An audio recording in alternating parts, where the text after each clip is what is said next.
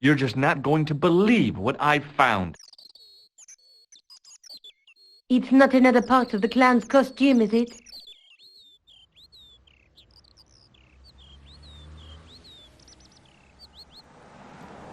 It's a medieval manuscript. Khan left it in the safe at the U-boot. It's incredible. Is this what he took from Plantark? It could be, which means it's worth enough to kill for. Look there, two guys on the same horse. Oh, yeah. Maybe they couldn't afford one each. What of it? Have you ever heard of the Knights Templar? Their official seal was an image of two knights sharing a horse. Whatever this manuscript means, it's connected with the Templars. How come you know about these knights? I learned about them while writing an article on the Crusades. This guy, named Hughes de Payen, arrived one day at the court of King of Jerusalem. He offered to protect the Christian pilgrims from the displaced Muslim armies. The king would be able to guarantee safe transit to Christians in the Holy Land. Safer journeys meant more pilgrims, and pilgrims meant trade and wealth. The Templars proved invaluable to the king as a mercenary army. It was said that they never asked how many the enemy numbered, just where they were.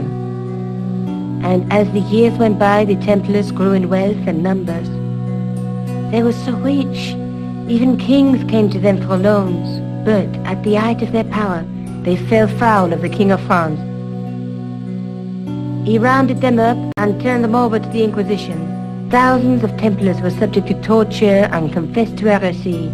Of course, at the hands of the Inquisition, there wasn't much they wouldn't confess to. The last Grand Master Jacques de Molay was burned alive. But the treasure of the Knights Templar was never found.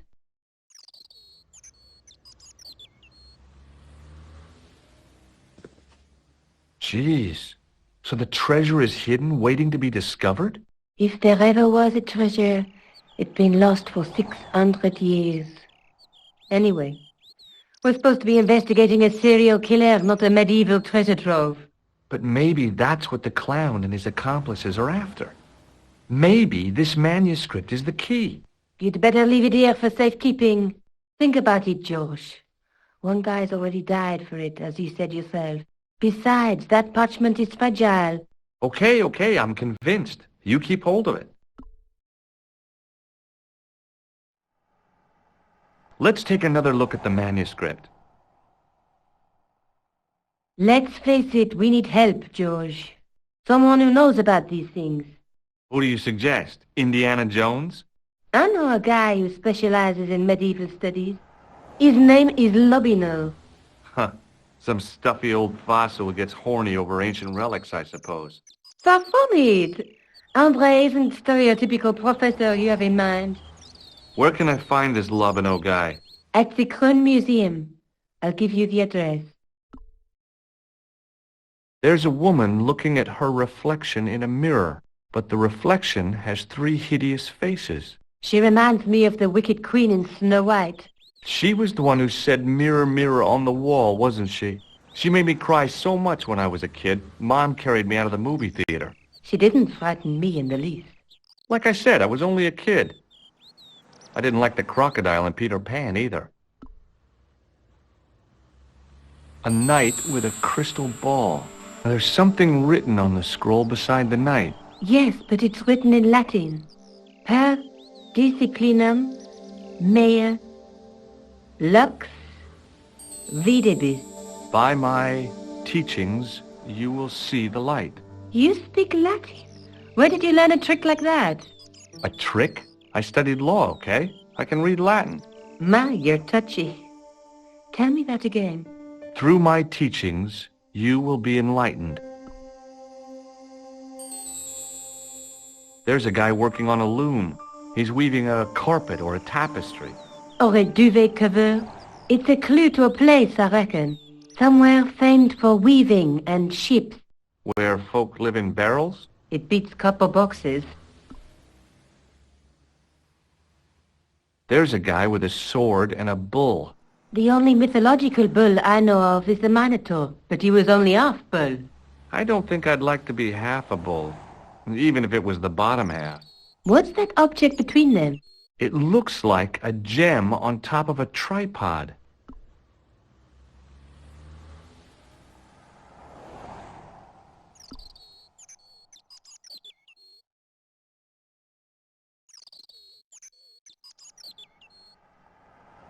I found this in the killer's room. What is it, a credit card? ID, Thomas Merlin, of the Gruber Electronics Corporation. Never heard of him or the company.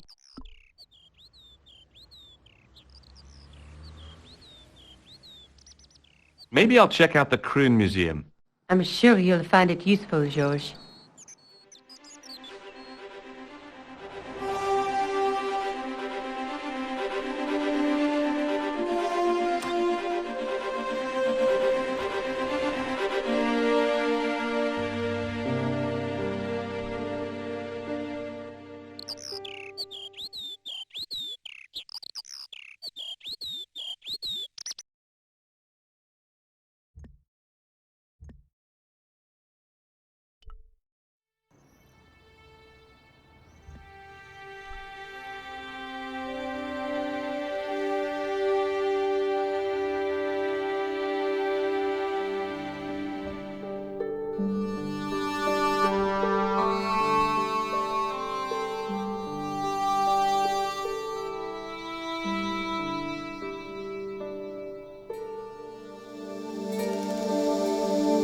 Leave it alone. That closet is over 3,000 years old. Closet? It's a sarcophagus.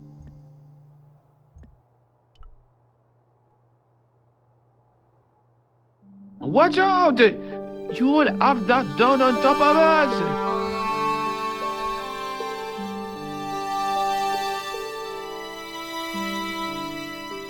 Attention! Please do not open the window, monsieur. Don't you think it's kind of stuffy in here? Better stuffy than dead. What's the problem? Fumes from car exhausts? Not just that, monsieur. There's a new burger bar opened up across the street. The Laughing Buffalo. So what's the problem? They cook their burgers on a charcoal grill, and the fat falls on the open flame.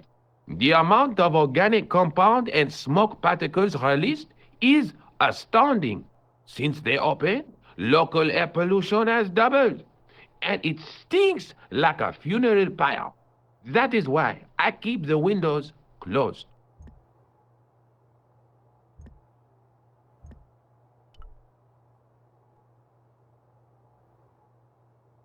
In the case was a spindly tripod, blackened with age and pitted with rust. It was identical to the tripod pictured on the manuscript. A notice identified it as 15th century from Western Ireland. It had been found in Loch Marne at the site of a Knights Templar preceptory. Ireland! What's that?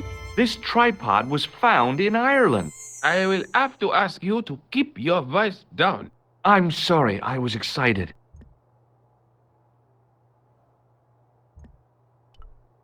Pardon me, Oui, monsieur? are you Lobineau? Oh, no. Fancy you mistaking me for him. No, I am the deputy custodian.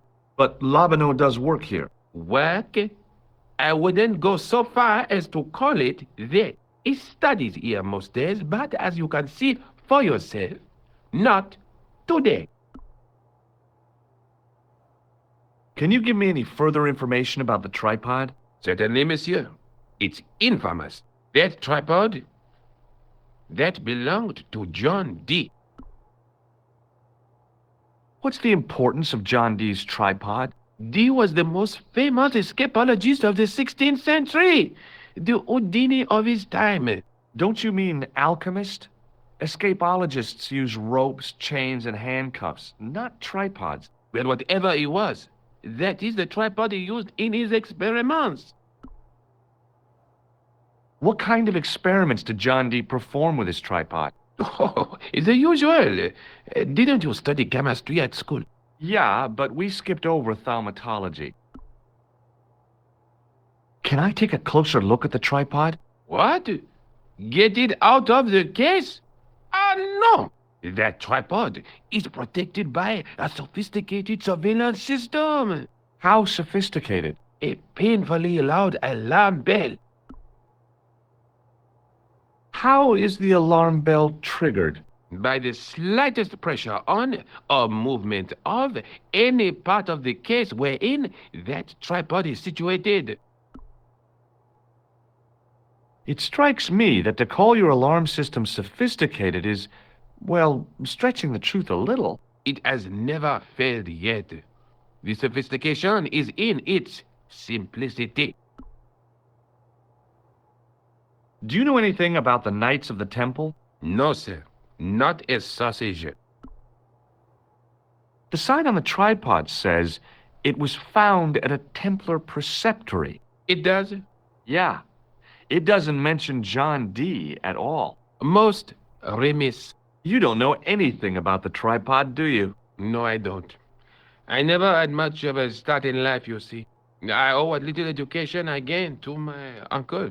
He was an optician, but he also doubled as the village school teacher. He taught me the alphabet. Well, 19 letters of it. The bottom row of the chart was too small even for him to read, so he left them out. Why don't you start over and enroll for adult education? You know, I never thought of that. Do you think if I studied art and did all my homework, I could be a professor of history? At your age? Dream on. Do you know anything about medieval manuscripts? Not me, monsieur. I am no scholar, though people often mistake me for one. It is the uniform, I guess. They see the clothes. They are impressed. And they ask you to park their cars? They ask me to park the... No.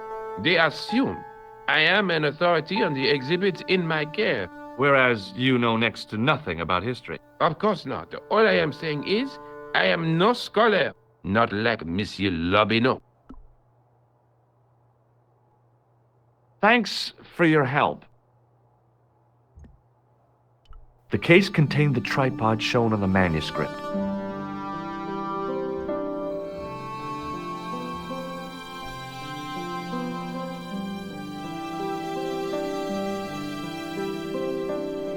The tripod was definitely the one on the manuscript.